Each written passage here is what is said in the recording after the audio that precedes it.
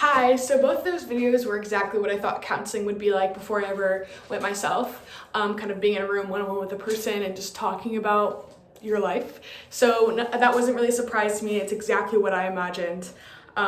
Some skills from the first one I saw were the basic attending skills, the SOLAR acronym, like the sitting a certain way, eye contact. He also did reflection of feeling when she brought up not being able to balance things. He said, "You seem frustrated," and you could see it. She was able to be like, "Yes, I do feel frustrated." So that was cool instead of it backfiring. And she's like, "No, I didn't feel like that." He was able to put exactly what she was saying into words. He also did say, "Tell me more about that," a lot, which was the keyword encouragers, the door opener skills, which were really cool. I thought it was a cool way to see that happen. And the second one, again, a lot of the basic attending skills, the SOLAR, the eye contact, the leaning in, which I really noticed for both of those. They really both leaned in and they showed they were listening fully. And the second one asked a lot more open questions. So she, for example, one of the little things, she said that she went to an opera and he was like, "Oh, like, do you like opera?" And I thought that was good and a good way to build rapport.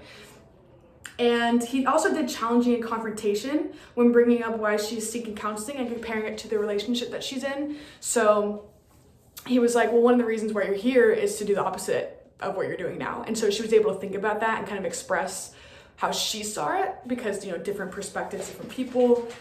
So for me, I think the second counselor would be better because he guided the conversation more.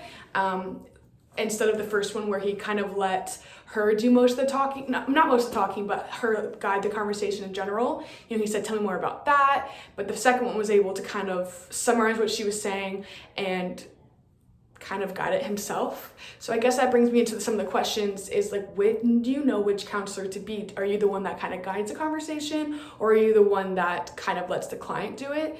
Like, when do you differentiate? Because I feel like certain clients are going to be more open and willing to talk about anything. And so for those clients, it's going to be them talking about it and them leading it themselves versus some who are going to need a little more like push.